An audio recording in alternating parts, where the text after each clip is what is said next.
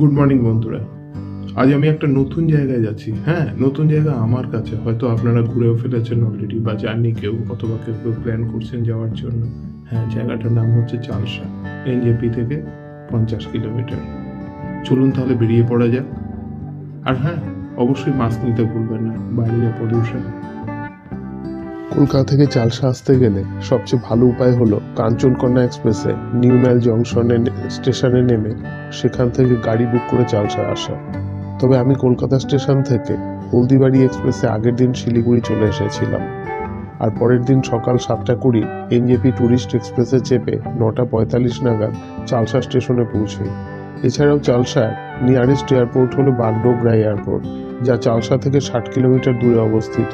বাগডোগরা দেশ এবং বিদেশের অনেক এয়ারপোর্টের সাথে যুক্ত, আর ডিটেলস আপনারা পেয়ে যাবেন ডেসক্রিপশন বক্সে।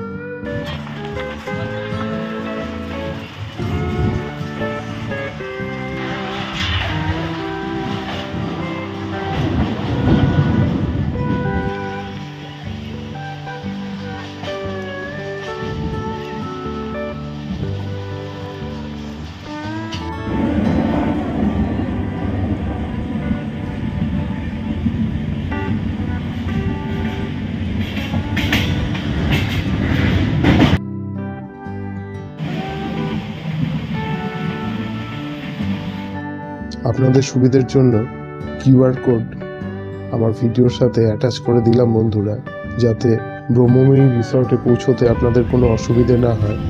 তারপরেও একবার বলে দিই, চালসা স্টেশন থেকে নেমে টোটোকে বলবেন ফার্ম বাজার, আর একটু এগিয়ে আমগাছ মোড় থেকে বাঁদিকে 1 কিলোমিটার গেলেই আমাদের ব্রহ্মময়ী রিসর্ট। চালসা স্টেশনে নেমে টোটো ভাড়া করে চললাম আমাদের গন্তব্য ব্রহ্মময়ী রিসর্টে। তবে একটা কথা বলে রাখি বন্ধুরা, টোটোর সাথে কিন্তু ভালো করে বার্গেনিং করে নেবেন। ওরা 300, 350, 400 টাকা অবধি চাইবে ব্রহ্মময়ী রিসর্টে পৌঁছে যেতে, কিন্তু অ্যাকচুয়াল ভাড়া হলো 200 থেকে 250 টাকা।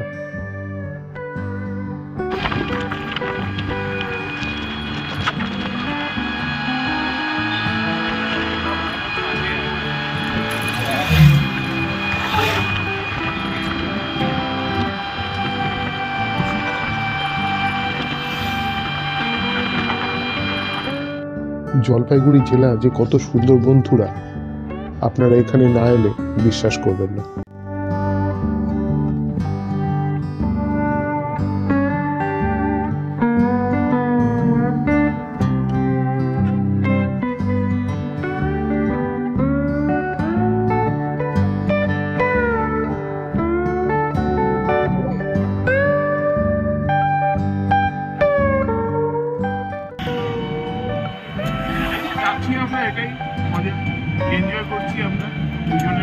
এবং জঙ্গলের মাঝখান দিয়ে রাস্তা, জঙ্গল এবং চা বাগান মাঝখান দিয়ে রাস্তা, যেতে যে কি মনোরম লাগছে সেটা যারা এখানে এসে সেই অভিজ্ঞতাটা সঞ্চয় করবে তারাই বুঝতে পারবে।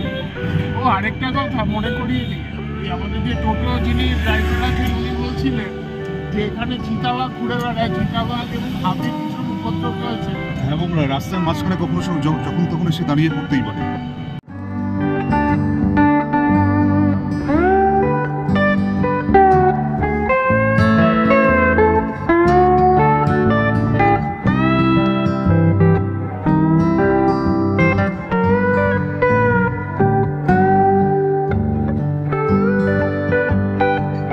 বন্ধুরা, দেখতে দেখতে আমি পৌঁছে গেছি ব্রহ্মময়ী রিসর্টে। চলুন ভেতরে যাই।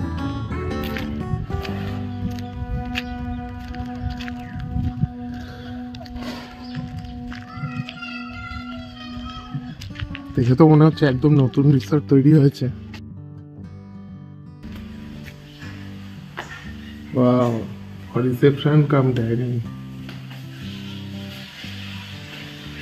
এই তো রিসেপশনে দেখতে পাচ্ছি রিসেপশনিস্ট আছেন। আপনার নাম? তিমির বরণ মাইতি।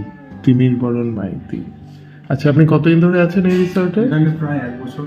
1 বছর ধরে আছেন। রিসর্টটা কতদিন আগে তৈরি হয়েছিল?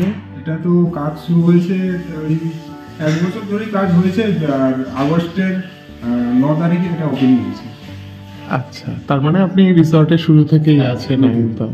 আচ্ছা, এবার আপনি আমায় বলুন যে এখানে কি ধরনের রুম রয়েছে, সিঙ্গেল বেড, ডাবল বেড, কটা কি এখানে রয়েছে? আমাদের যেগুলো ডবল বেড আছে ওগুলোর ভাড়া আছে আপনার 1500 টাকা। আর যেগুলো 4 বেড রুম আছে ওগুলোর ভাড়া আছে 2500 টাকা। আচ্ছা, ওটা আমাদের কটেজেও কিছু রুম আছে, ডিলাক্সও আছে কিছু, সব একই ভাড়া। সব একই ভাড়া। আচ্ছা, এটা কি মানে ফুড অ্যান্ড লজিং না অনলি? না, এটা অনলি ভাড়া, only lodging. Only lodging, food বিলটা আলাদা হয়। ফুডিং আর লজিং একসঙ্গে নিলে ওটা হ্যাঁ। আপনার প্যাকেজ 1300 টাকা পার ডে পার হেড। আচ্ছা, ওটার মধ্যে আপনার থাকবে ব্রেকফাস্ট, হ্যাঁ, তারপরে ডিনার থাকবে, আর সন্ধ্যেবেলা একটা স্ন্যাক্স থাকবে, আচ্ছা আর ডিনার থাকবে। আচ্ছা। ব্রেকফাস্টে কি দেন আপনারা?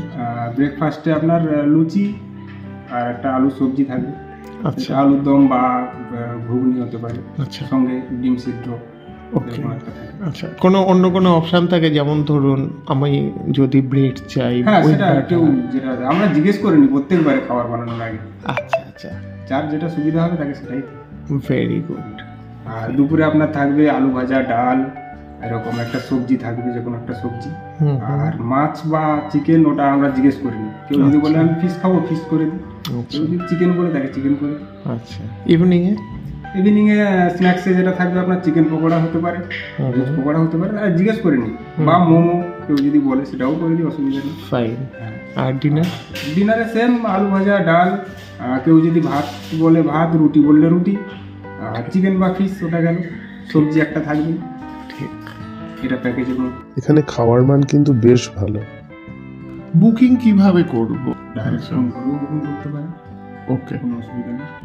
আর যদি আপনি এনজিপিতে নামেন, এনজিপি থেকে যদি বলেন গাড়ি পাঠাতে, তো সেটা আগে থেকে বললে আমরা অ্যারেঞ্জ করে একটা গাড়ি আপনাকে পাঠিয়ে দিই।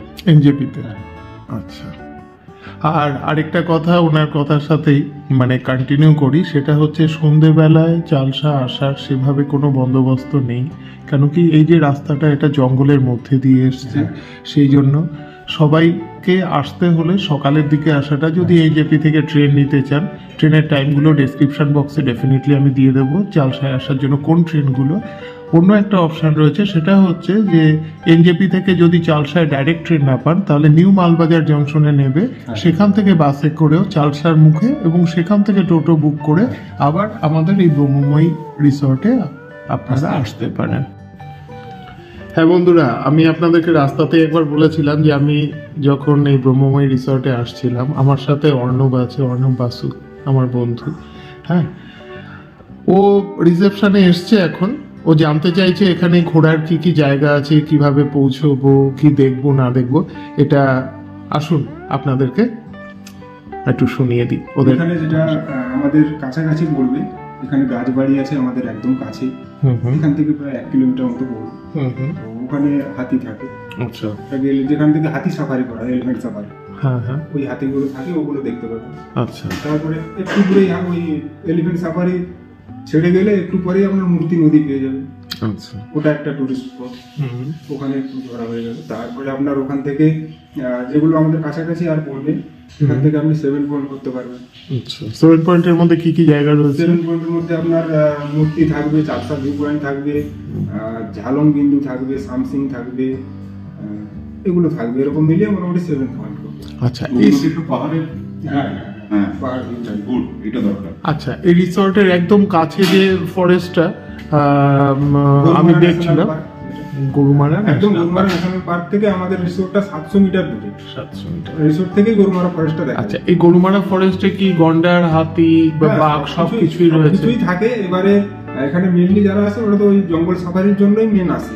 আচ্ছা, এবারে জঙ্গল সাফারিটা করে, কিন্তু সেটা কপালের উপরে ব্যাপার, ওটা ভাগ্যের উপরে, দেখা যাবে কি যাবে না। বাহ। কিন্তু হ্যাঁ, এবারে আমরা সাফারি করিনি, কিন্তু আমরা এখানে থেকেই সবকিছু প্রায় দেখেছি। আচ্ছা, এমনি বাচ্চারা তো অনেক নানা রকমের পাখি টাকিও দেখা যায়। হ্যাঁ, টিয়া পাখি, ময়ূর ময়ূর প্রচুর আছে। প্রচুর। আমাদের এই সামনে হাতি, গন্ডার ফন্ডারও থাকে, আমি হ্যাঁ। যতদূর দেখেছি। কয়েকবার ইনফ্যাক্ট এর আগে একবার যখন এসেছিলাম, গন্ডারের দেখা পেয়েছি। হ্যাঁ, থাকে। হাতি তো প্রায় সময় সন্ধ্যেবেলা কখনো, হাতি তো সবসময় প্রায় বেড়ে আসে, প্রায় সময়। বেড়ে যায়। প্রায়। হাতির তো অবাধ বিচরণ। আর ময়ূর আমাদের সামনে এই মাঠে বিকেল টাইমে ময়ূরী।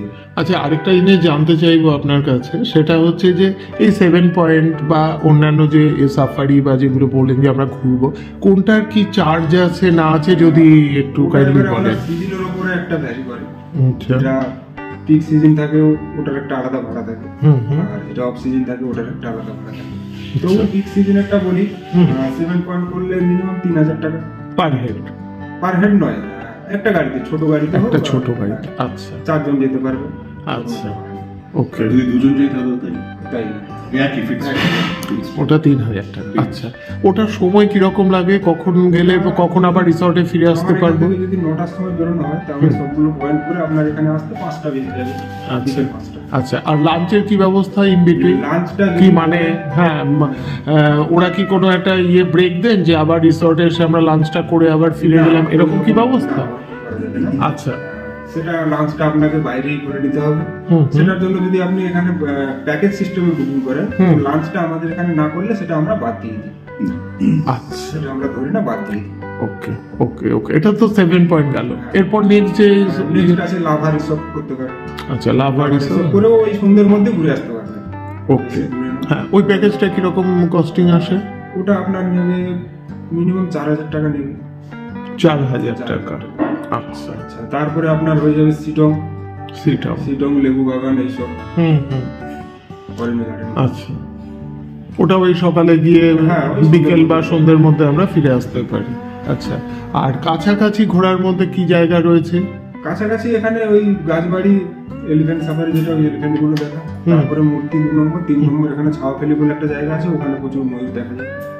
আচ্ছা, এই যে জায়গাগুলো আপনি বললেন যে পাহাড়ের উপরে যে ঝরনাটা, স্যামসং মোটামুটি দূরত্ব কত এখান থেকে? এখান থেকে মোটামুটি সামসিং যেতে আপনার 30-35 কিলোমিটার।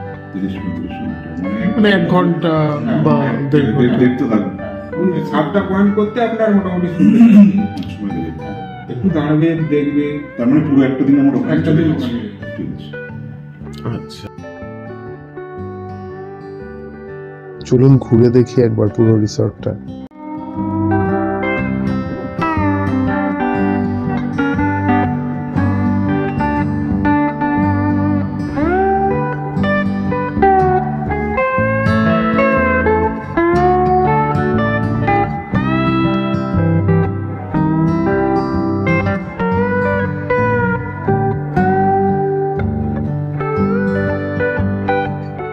রিসর্টের ছাদ থেকে বহু দূর পর্যন্ত দেখা যায়। আমরা এখন ভিডিওটার একদম শেষে চলে এসেছি, তবে অর্ণবের গান না শুনলে ভিডিওটা যে অসম্পূর্ণ থেকে যায়, তাই চলুন আর দেরি না করে অর্ণবের গান শুনি।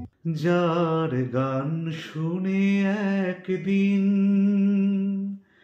কণ্ঠে পড়ালে মালা, আজ তোমাদের সভা হতে তার বিদায় নেবার পালা। ঝড়ে কত তারায় আলোকে মনে রাখে বলকে, ছিল কত সুখ বুকে তার, জানিবে না কেহ আর। মনে রেখো তার এই শেষ গান। আজকের ভিডিওটা এখানেই শেষ করছি বন্ধুরা। তবে তিমির যেমনটা বলছিলেন আপনাদেরকে সাইট সিনের কথা, আমরা এটা নিয়ে আসবো পরের ভিডিওতে। ভালো থাকবেন, নমস্কার।